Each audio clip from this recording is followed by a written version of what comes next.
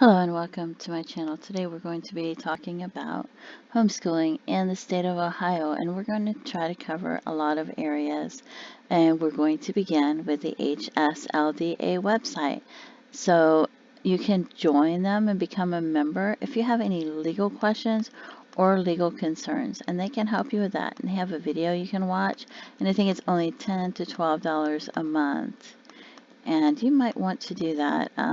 It says here are the options for homeschooling in the state of Ohio, and it says option 1 is homeschooling under Ohio's homeschool statute, and it gives you those. It says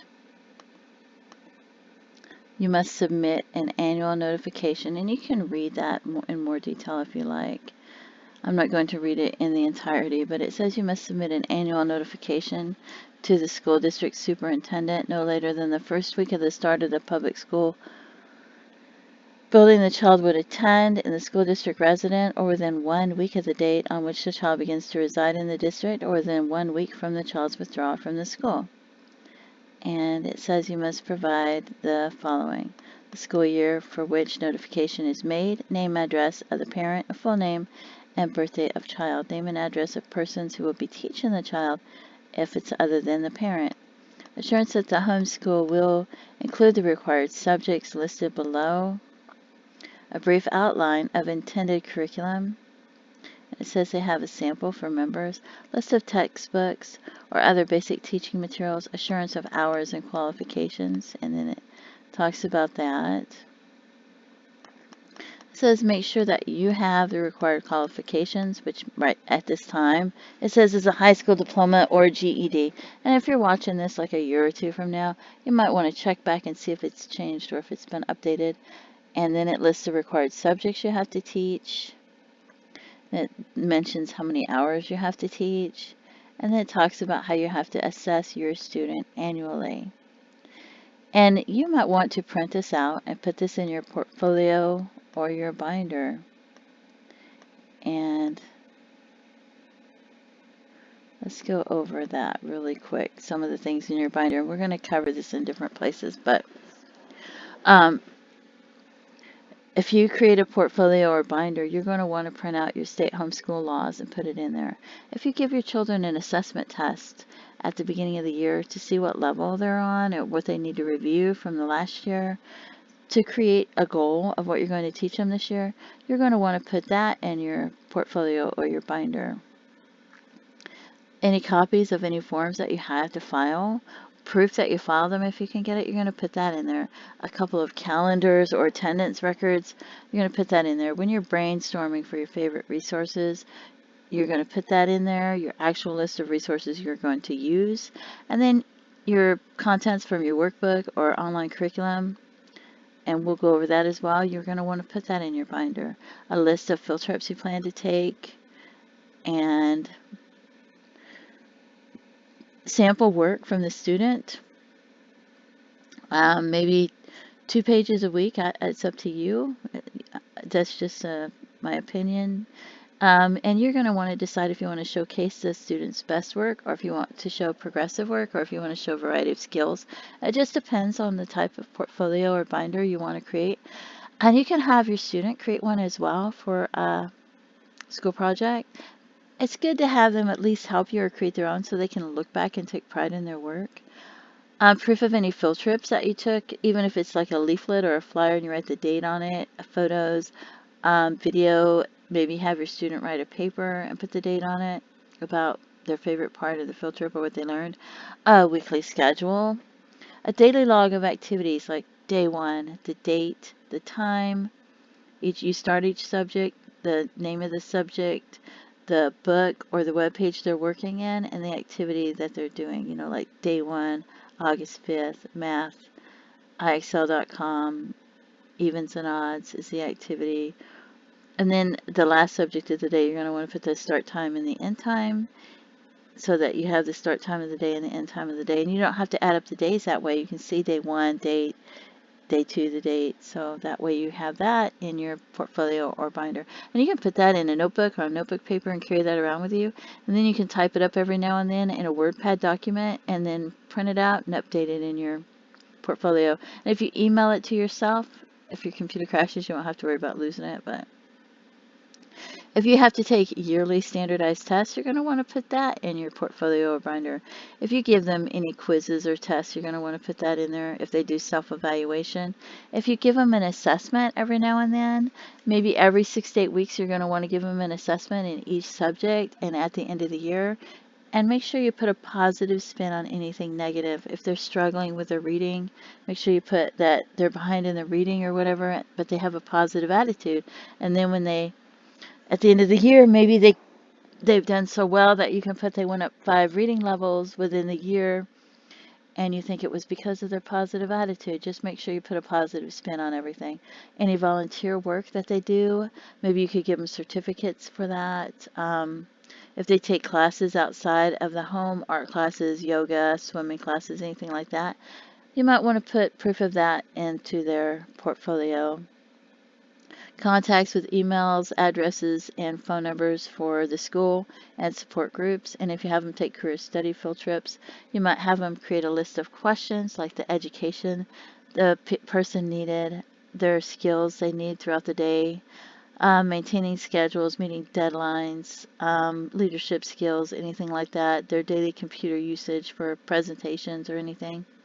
And see if you maybe can record audio or even video footage for the student to use later to review, and have the student write a paper on it. And with the student asking questions like that and creating questions, it might help them with interviews later or just communication skills. It might even actually help them to be able to choose a career and understand the kind of education that they may need. And if you're homeschooling under an umbrella school, you might have to grade your students. And then you have to decide if you want to use averages or percentages. And you might want to put that in there. And if you do, you can decide if you want to grade every paper or if you just want to go through them once a week and look at them and then give them a grade.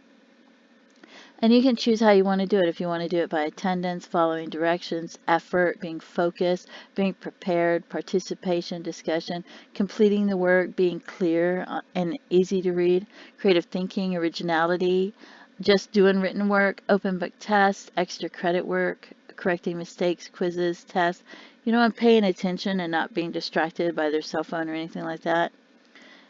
And that's up to you because you're the parent. And so sometimes you need grades and sometimes you don't. And if you move to a place where you need to create objectives in a state nearby, then it has been suggested that some of the websites that you keep it vague so that your students aren't pressured by your words and you're not pressured by your words. And it says that you need to include all subjects that are required to be taught at that age or grade if you create them, but to use words like to review, to continue to introduce new skills or information in that subject, to continue to expose to new information or various aspects, to continue to explore new terms, to continue to study concepts, topics within the subject, to continue to work in order to improve skills within that subject or increase vocabulary, things like that. So you can, and when you list English, you can mention spelling, vocabulary, composition, reading, writing skills, and speech within English. Or if you mention social studies, you can mention history, geography, studying the state they live in, the world civics, current events, and things like that within that subject.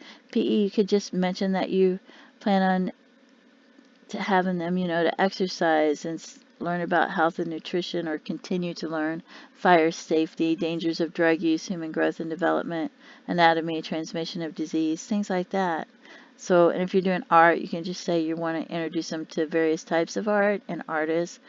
And so that's up to you if you want to do that. You may not need that information, but just so that you have some of it as well. So there's some ideas of things that you can put in their portfolio or binder. I hope I didn't overwhelm you. And then here's what will happen if your child didn't demonstrate reasonable proficiency, and you can read that. And this is what you do if you're transferring school districts, and you can pause it and read it. And this is the last option. And you can read that. And if you have any problems or concerns, you can join that HSLDA, and I think it's $10 or $12 a month. And they can help you with forms and legal concerns. They have a lot of information. And according to this website that lists the strictest states for homeschoolers, you wouldn't think that Ohio would be listed as #1, but it says it is, and it says not due to its laws, but due to school districts with overreaching policies. So you can read that, and that's why I just wanted to mention that.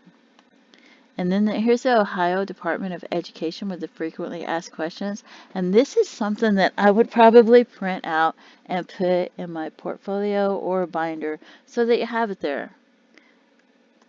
A lot of times you meet with somebody at the school district and they want to review your portfolio or your binder, and I wouldn't let them keep it. I would tell them no, but let them look at it, because, or create 2 of them so that you have one, but that way you have this in the portfolio or binder as well.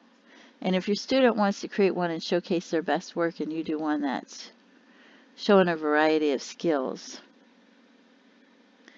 then that way you have 2 of them. They're excellent, make excellent keepsakes, because years later you might want to look back on it. It might be 7, 8 years from now and you're like, wow, I wish I would have done that. And this is a great place to find assessment tests and placement tests for the beginning of the year. This isn't like a standardized test. This is just to help you create a goal of what you want to teach them. And it covers different subjects. You can see that. And I'm going to open one up and show it to you. And here it is. And you can save this as a PDF form on your computer by changing the printer options. And you can print it out as well. And you don't have to print out every page, but you can tell if they're making simple mistakes and go over it with them, or if they just need to review a few things, or if they're just stuck and that's the level they're on. And that will help you create a plan of what you want to teach them that year and where you want to begin. And this website I threw in here because if you've never homeschooled before, it will show you how to create this list where you can brainstorm and you can decide what you're going to need to homeschool your students. And you can create a list of the books you want to use for each subject, and you can see how to do that so that you have it. And it just helps you, I think. And then that way you have your list of brainstorming the web page you might want to use and a workbook you want to use, and then you have the actual list, and maybe you want to use one web page for 3 hours a day and a workbook for an hour a day. Then you can highlight it, or you can create a separate list showing what you're actually going to use. And then you have it in your portfolio and binder, and you can look back and say, oh, but I had brainstormed this one, and maybe I'll use this one next year or at the second half of the year. And this is in a school attendance record, and you can see where I found it in the upper left-hand corner. And you might want to use 2 of these because even public schools, things happen and they have snow days.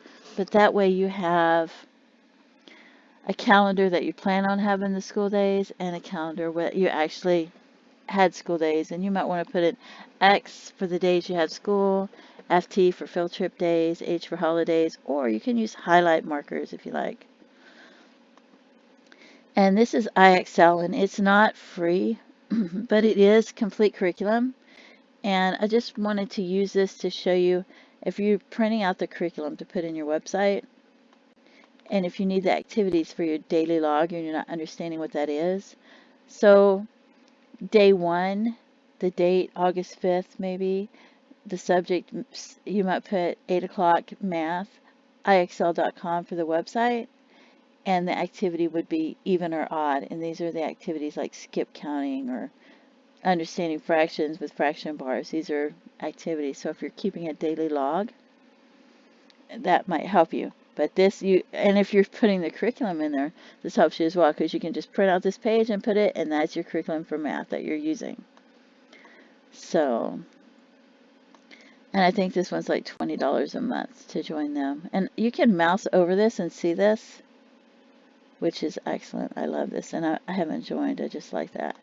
So this is Khan Academy, and it's free for everyone, everywhere. It says at this time that I'm doing this video, and it has pre-K all the way up to college classes. And my son just raves about this website. And this is all-in-one homeschool.com. It's also called Easy Peasy Homeschool, and at the time that I'm doing this, it's free. I don't know if it'll still be when you're watching it, but they take you to a link to try to get you to donate at PayPal, and you can click cancel. And when the student does it, they have links to different websites that are underlined like this, and you click it, and they might go to another website to do math, and another website to do history, and another one to do reading. So it makes it fun and not so monotonous. Some of them used to be free, and some of their links might cost money now, though. And they have Bible, so if you want to start out the day with Bible and prayer, you can do that because you're a homeschool parent. And it's your classroom. And this one isn't complete curriculum. We're out of that now. But if you've ever heard of Schoolhouse Rock, maybe you didn't know it covered grammar, science, economics, history, mathematics, and civics. It covers a lot of subjects. And it's if you go to YouTube, people have created playlists that you can play for free. And your kids will memorize the songs so that they may remember it from their childhood until they're old and adults. So it really helps them get this into their head. So it helps them with multiplication, and you can see the subject there. It helps them with grammar, and I'll highlight the subject area here so you can see noun, verb, conjunction, interjection, adverb, pronoun, subject, predicate. It has American rock, and if you've ever seen that jaywalking where they test people to see if they know these things, and people laugh, but people don't know this, and some of them are in college. Some of this stuff we learned at Schoolhouse Rock, American independence, American Revolutionary War, things like that, voting for the president, branches of the government, immigration, Declaration of Independence. So you want your students to know that information. Science Rock has two areas, Science and Earth Rock, and this is the subject and the different things they learn. They learn a lot. They really do. And I don't think we ever realized how much we learned. And this is Money Rock, so that covers bartering, stock exchange, personal budget. And here's Earth Rock, so you can see the different things they learn there. So it's just a great thing, especially like you want to go cook lunch and you need a break and you want them to have fun, or they need a break and they can watch videos while they're learning and listening. And it makes the day more enjoyable for them. And this is, I haven't really used this one, but it's coreknowledge.org and you can check it out. And I'm not sure if it's free, but it's got different subjects and different grades, and you can go see if you like it. I have a list of so many resources that I can't throw them all in one, so I just pick some. This is readworks.org, and this one looks like an excellent website. And this one, I believe it said was, yes, it's free. So you might want to check this out and see if you like it. This one, I love this website. It is bestadolescents.org. And this one, it's got 54 spelling word lists. So you can click on a spelling word list if you need them. Some people create spelling word lists from papers that students are doing and words they're struggling with. And then you can create your own activities. Like you can have them write the spelling words the first day, and then the second day have them write the definitions. Third day have them put, I don't know, third day give them a quiz maybe, or the third day have them write a couple of synonyms for the words, and the fourth day give them a quiz, and the fifth day give them a test. You just create your own activities. Maybe one day have them use a word within a sentence so that they learn to understand the word better. Or you can find spelling books online even where that spelling lists were. This is Project Gutenberg, and it has books. So if you want books without leaving the house and going to the library, and you don't want your house filled with books from buying them, or it's already too full from buying so many books, you can find books here, and you can click the pages to the chapters, and it's so easy to use. And this is another one with books. This one has like 4,000 or 5,000 books, and if they came out with different editions, then they'll have more than one listing. And then you can click on it, so easy, and there it is. You can read it. You can turn the page to the left or the right in the corner. So you can see how fun and easy it is, and you can scroll down to read it. But it's just a beautiful website because it has so many books that is just unreal. And if you take your students to the library, you might want to create a list of library skills you want them to learn, and then give them a certificate of achievement for learning the library skills and throw that in their portfolio or binder. It's good to have awards for doing things. Some people have their students at home doing, like, one week they'll on Saturday doing laundry, or helping them create a menu and plan a budget and teaching them to cook, and going to the library and going to the YMCA. And sometimes they put that in there. You just want to make sure the majority of your education, I would think at least 60-65%, is teaching their core subjects. This is another excellent website. I love this one. And yes, it says UK, but it has complete workbooks that you can print out for your students if you're looking for workbooks. I know they have some at the thrift store sometimes that have never been used. And where I live, I can get books for $1.25. So, but sometimes some places people go to the thrift store and the books are $3 or $4. So, but here's one of the workbooks you can see. So you can just print out the workbooks. Sometimes it's cheaper to print them out at a place instead of your house. You know, sometimes it's 10 cents a page versus $1 a page. I know ours, I think it usually prints out 40 pages, and I think it's like $40 for the printer. That includes the ink. So that's like $1 a page, but. And if you're homeschooling, you might want to join a homeschool support group. Homeschool support groups, people have knowledge and skills. They might know things, have answers to questions you'd never even thought you would have to ask, especially if you want to try to get a high school diploma and things like that.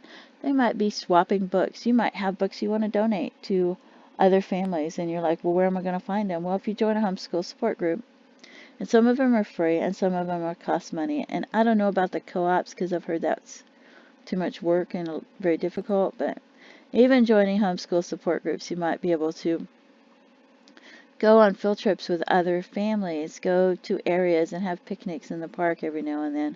You might find that it's a great thing. It's up to you. So I hope that this information helps someone out there who's planning on homeschooling, and please feel free to leave comments. Thank you so much for tuning into my channel, and I hope I covered everything, but have a great day. Bye-bye.